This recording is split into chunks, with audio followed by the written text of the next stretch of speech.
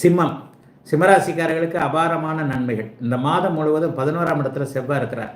செவ்வாய் 11ஆம் இடத்துல இருக்கிறார் என்பது மிகப்பெரிய ஒரு அமைப்பு. இந்த பார்த்தீங்கன்னா ஒரு 3 மாத காலம் 10, 11 2 இடங்கள்லையும் இருக்கின்ற செவ்வாய் பெரிய அளவில் எல்லாத்தையும் காப்பாற்றுவார். அதிகாரத்தை கையில் கொடுப்பார். எல்லா நிலைமைகளையும் தலைமை ஏற்க வைப்பார். நம்பரில் 1 முதலாக இருக்க வைப்பார். மாதத்தின் முதல் பகுதியில் பார்த்தீங்கன்னா 15 நாட்களுக்கு சூரியன் ஆட்சியாக இருக்கிறார். பிற்பகுதி 15 நாட்களுக்கு பார்த்தீங்கன்னா சூரியன் குருவின் பார்வையில் இருக்கிறார். தொட்டது தொடங்கக்கூடிய நல்ல மாதங்க.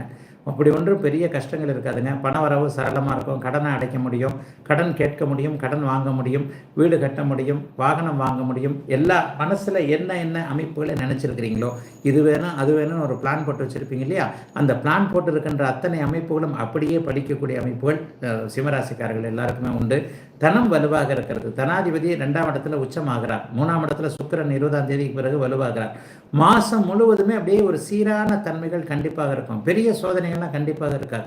அதுவும் நோய்க்காரர்கள் எல்லாருக்குமே நோய் தீரக்கூடிய அமைப்பு. 11ஆம் அதிபதி உச்சமாகிறார் இல்லையா, இந்த மாதத்தின் பிற்பகுதியில் நோய் அப்படியே தீரக்கூடிய அமைப்பு. நல்ல மருந்துகள், நல்ல மருத்துவர் போன்றவர்கள் அடையாளம் தெரியக்கூடிய அமைப்புன்னு அத்தனையும் நல்ல விதமாக இருக்கக்கூடிய தன்மைகள் கண்டிப்பாக உண்டுங்க.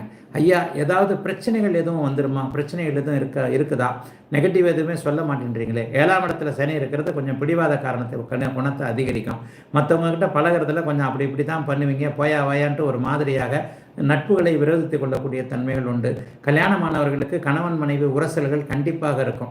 ஏதாவது ஒன்றில் இந்த மனுஷன் நான் சொல்கிறத கேட்கல, நீ சொல்கிறத கேட்கல, இந்த மாதிரியான அமைப்புகள் கண்டிப்பாக கணவன் மனைவி உரசல்கள் உண்டு. ஒரு எதிர்பாலினத்தவரின் மீது ஏதாவது ஒரு நிலையில் இது வரும், சண்டை சச்சரவுகள் வரத்தான் செய்யும். ஆகவே நட்புகள், உறவுகள் போன்றவைகளில் சண்டை சச்சரவுகளை கொஞ்சம் தவிர்த்து விட்டு கொஞ்சம் ஒரு மாதிரியாக 2ஆம் அதிபதி வலுத்து இருக்கிறதுனால பேச்சிலேயே சாமர்த்தியமாக எதையுமே சமாளிச்சிருவீங்க. அப்படிலாம் ஒன்றும் பெரிய சோகங்கள் எதுவும் வராது.